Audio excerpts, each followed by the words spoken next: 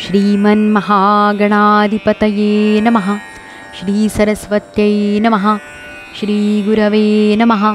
श्रीमद्गुरुदेवदत्तात्रेयाय नमः।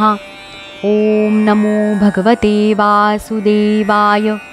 श्रीमद्भागवत महापुराणे अष्टमस्कन्धे अथ दशमोऽध्यायः। देवासुर संग्राम। श्री शुकदेव म्हणतात, परीक्षिता, जरी दैत्य दानवांनी मोठ्या हुशारीने समुद्रमंथनासाठी प्रयत्न केले होते तरीसुद्धा भगवंतांशी विन्मुख असल्याकारणाने त्यांना अमृताची प्राप्ती झाली नाही. हे राजन, भगवंतांनी समुद्राचे मंथन करून अमृत काढले आणि आपले भक्त असलेल्या देवांना ते पाजले. नंतर सर्वांच्या देखतच ते गरुडावर स्वार होऊन तेथून निघून गेले. आपल्या शत्रूंनाच यश मिळालेले पाहून त्यांचा उत्कर्ष दैत्यांना सहन झाला नाही. त्यांनी ताबडतोब शस्त्रास्त्रांनिशी देवांवर हल्ला चढवला. इकडे सर्व देवांनी एकतर अमृत पिऊन विशेष शक्ती मिळवली होती, शिवाय त्यांनी भगवंतांच्या चरणकमलांचा आश्रय घेतला होता. त्यामुळे ते सुद्धा शस्त्रांनी सज्ज होऊन दैत्यांना प्रतिकार करू लागले. राजा, क्षीरसागराच्या किनाऱ्यावर मोठाच रोमांचकारी आणि भयंकर संग्राम झाला. हाच देवासुर संग्राम होय. तिथे दोघेही प्रबळ शत्रू अत्यंत क्रोधाविष्ट होऊन एकमेकांना तलवारी, बाण आणि इतर अनेक शस्त्रास्त्रांनी घायाळ करू लागले. त्यावेळी शंख, तुतार्या, मृदंग, नगारे आणि डमरू मोठमोठ्याने वाजू लागले. तसेच हत्तींचे चित्कार, घोड्यांची किंकाळणी, रथांचे खडखडाट आणि पायदळाच्या ओरडण्याने तेथे मोठाच हल्लकल्लोळ माजला. रणभूमीवर रथींबरोबर रथी, पायदळाबरोबर पायदळ, घोडेस्वारांबरोबर घोडेस्वार आणि हत्तीस्वारांबरोबर हत्तीस्वार लढू लागले. त्यापैकी काही वीर उंटांवर, हत्तींवर आणि गाढवांवर बसून लढत होते, तर काही जण गौरमृग, अस्वल, वाघ आणि सिंहावर बसून लढत होते. काही सैनिक गिधाडे, कावळे, बगळे, ससाणे आणि कोंबडे यांच्यावर बसले होते, तर पुष्कळ असे तिमिंगिल मासे, चित्ते, रेडे, गेंडे, गौरेडे, गवे आणि रानडुकरांवर स्वार झाले होते. काही जण तर कोल्हा, उंदीर, सरडे, ससे, मनुष्ये, बकऱ्या, काळवीट, हंस आणि डुकरांवर चढून बसले होते. हे राजा, अशा प्रकारे पाण्यात, जमिनीवर आणि आकाशात राहणाऱ्या तसेच भयंकर दिसणाऱ्या प्राण्यांवर चढून काही दैत्य दोन्ही सैन्यांमध्ये पुढे पुढे घुसले.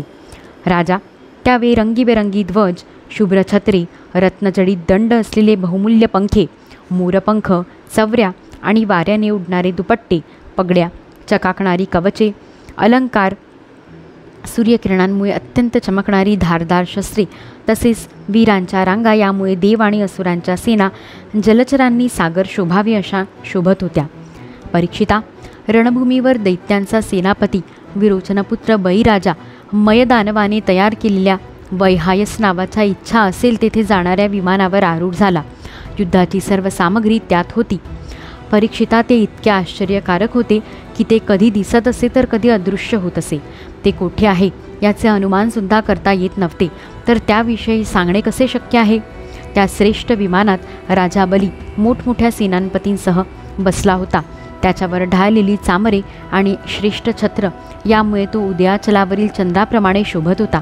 त्याच्या चारी बाजूंनी आपापल्या विमानात बसलेले नमुची, शंभर, बाण, विप्रचित्ती, अयोमुख, द्विमूर्धा, कालनाभ, प्रहेती, हेती, इल्वल, शकुनी, भूतसंताप, वज्रदंष्ट्र, विरोचन, हयग्रीव, शंकुशिरा, कपिल, मेघदुदुंभी, तारक, चक्राक्ष, शुंभनिशुंभ, जंभ, उत्कल, अरिष्ट, अरिष्टनेमी, त्रिपुराधिपती, मय, पौलोम, कालेय आणि निवात कवच वगैरे सेना विभाग प्रमुख होते. हे सर्वजण समुद्रमंथन करण्यास सामील झाले होते, परंतु यांना अमृतातील हिस्सा मिळाला नाही. फक्त क्लेशच हाती लागले. या सर्व असुरांनी एकदा नव्हे तर अनेक वेळा देवतांना युद्धामध्ये पराभूत केले होते. म्हणून ते मोठ्या उत्साहाने सिंहनाद करीत आपापले कर्कश आवाजाचे शंख वाजवू लागले. तेव्हा आपले शत्रू मदोन्मत्त झालेले पाहून इंद्राला अतिशय क्रोध आला. तो स्वयंप्रकाशी इंद्र ऐरावत नावाच्या दिग्गजावर आरूढ झाला. तेव्हा अनेक झऱ्यांनी शोभणाऱ्या उदयाचलावर आरूढ झालेल्या सूर्यासारखा तो वाटत होता. इंद्राने चारी बाजूला आपापली वाहने, ध्वजा आणि शस्त्रांनी युक्त असे देवगण तसेच आपापल्या गणांसह वायू, अग्नी, वरुण इत्यादी लोकपाल येऊन उभे ठाकले. दोन्ही सैन्य एकमेकांच्या समोर उभी राहिली. दोघांच्या जोड्या करून ते लढू लागले. कोणी पुढे जात होता तर कोणी नावे घेऊन ललकारत होता. कोणी मर्मभेदी शब्दांनी आपल्या प्रतिपक्षाचा धिक्कार करीत होता.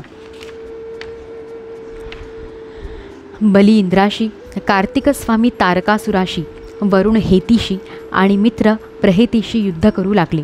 यमराज कालनाभाशी, विश्वकर्मा मयाशी, शंभरासूर त्वष्ट्याशी आणि सविता विरोचनाशी लढू लागले. नमुची अपराजिताशी, अश्विनी कुमार वृषपर्व्याशी तसेच सूर्यदेव, बलीच्या बाण इत्यादी 100 पुत्रांशी युद्ध करू लागले. राहूबरोबर चंद्राचे आणि पुलोमाबरोबर वायूचे युद्ध झाले. भद्रकाली देवी निशुंभ आणि शुंभांवर तुटून पडली. परीक्षिता, जंभासुराशी महादेवांची, महिषासुराशी अग्निदेवाची आणि वातापी तसेच इल्वलाशी ब्रह्मदेवाच्या पुत्रांची लढाई जुंपली. दुर्मर्शाशी कामदेवाशी, उत्कलाची मातृगणांशी, शुक्राचार्याची बृहस्पतीशी आणि नरकासुराशी शनेश्वराशी लढाई होऊ लागली. निवात कवचांच्या बरोबर मरुद्गणांचा, कालियांबरोबर वसुगणांचा, पौलोमाबरोबर विश्वे देवांचा तसेच क्रोधवंशाबरोबर रुद्रगणांचा संग्राम होऊ लागला. अशा प्रकारे असुर आणि देवता रणभूमीवर द्वंद्वयुद्धाने आणि सामूहिक आक्रमणाने एकमेकांसमोर येऊन विजय मिळविण्याच्या इच्छेने सारे बळ एकवटून तीक्ष्ण बाण, तलवारी आणि भाले यांनी प्रहार करू लागले. गोफणी, चक्रे, गदा, दुधारी, तलवारी, पट्टे, शक्तिकोलिते, भाले, परशु, तलवारी, मुद्गल, आडणे आणि गोफणींनी एकमेकांचे मस्तके छाटू लागले. त्यावेळी त्यांच्यावर स्वार झालेल्यांसह हत्ती, घोडे, रथ इत्यादी अनेक प्रकारची वाहने आणि पायदळ सेना छिन्न भिन्न होऊ लागली. कोणाचे हात, कोणाच्या मांड्या, कोणाची मान आणि कोणाचे पाय तुटून पडले, तर काही जणांच्या ध्वजा, धनुष्ये, कवचे आणि अलंकार यांचे तुकडे तुकडे झाले. त्यांच्या पायांची आदळआपट आणि रथांच्या चाकांच्या घर्षणाने जमिनीला खड्डे पडले. त्यावेळी रणभूमीवर एवढी प्रचंड धूळ उडाली होती की तिने दिशा, आकाश आणि सूर्याला देखील झाकून टाकले. परंतु थोड्याच वेळात रक्ताचे पाट वाहून जमीन ओली झाली आणि धुळीचे नावही राहिले नाही. त्यानंतर लढाईचे मैदान तुटून पडलेल्या डोक्यांनी भरून गेले. कुणाचे मुकुट आणि कुंडले गळून पडली होती, तर कोणाच्या डोळ्यातून क्रोध प्रगट होत होता. काही जणांनी आपल्या दातांनी आपले ओठ दाबून धरले होते. पुष्कळांचे अलंकार आणि शस्त्रसज्ज पुष्ट हात तुटून पडले होते आणि पुष्कळांच्या मोठमोठ्या मांड्या कापल्या गेल्या होत्या. अशा प्रकारे ती रणभूमी अत्यंत भीषण दिसत होती.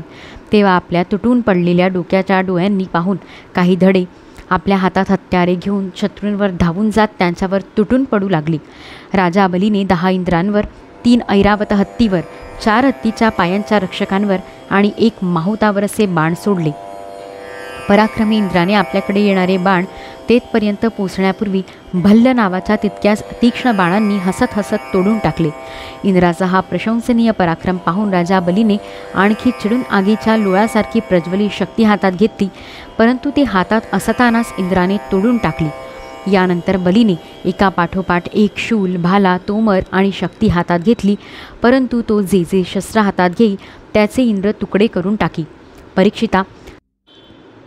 परीक्षिता, यानंतर बलीने गुप्त होऊन आसुरी मायेने देवांच्या सेनेवर एक पर्वत निर्माण केला.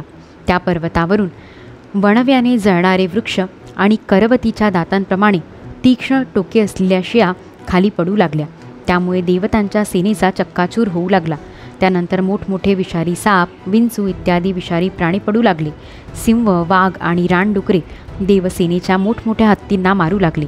परीक्षिता, हातामध्ये शूळ घेऊन मारा तोडा असे ओरडत शेकडो नागड्या उघड्या राक्षसणी आणि राक्षससुद्धा तिथे प्रगट झाले. काही क्षणातच आकाशात ढगांच्या घनघोर रांगा घुटमळू लागल्या. त्यांचे एकमेकावर आपटणे आणि मोठमोठ्याने गर्जना होणे सुरू झाले. विजा चमकू लागल्या आणि प्रचंड वादळ सुरू होऊन ढगातून निखारे खाली पडू लागले. दैत्यराज बळीने प्रलयकालच्या अग्नीप्रमाणे अत्यंत भयानक अशी आग उत्पन्न केली. त्या आगीने वाऱ्याच्या साह्याने देवसेना जाळावयास सुरुवात केली. थोड्याच वेळात प्रचंड वादळाच्या धडकेने मोठमोठ्या लाटा आणि भोवरी निर्माण झालेले समुद्र किनारे सोडून वर येत असलेले दिसू लागले. अशा प्रकारे जेव्हा त्या अदृश्य भयानक मायावी असुरांनी निरनिराळ्या माया निर्माण केल्या, तेव्हा देवांचे सैनिक घाबरून गेले. परीक्षिता, जेव्हा इंद्रादी देवांना त्यांच्या मायेच्या प्रतिकाराचा उपाय सुचला नाही, तेव्हा त्यांनी विश्वाच्या रक्षणकर्त्या भगवंतांचे ध्यान केले आणि तत्क्षणी ते प्रगट झाले. त्यांनी आपले चरणकमल गरुडाच्या खांद्यावर ठेवले होते. ताज्या कमाप्रमाणे त्याचे नेत्र होते. त्यांनी पीतांबर परिधान केला होता. त्यांच्या 8 हातात 8 आयुधे, छातीवर लक्ष्मी आणि कौस्तुभमणी, मस्तकावर अमूल्य मुकुट, तसेच कानांमध्ये कुंडले झगमगत होती. देवांना त्यांचे असे रूप दिसले.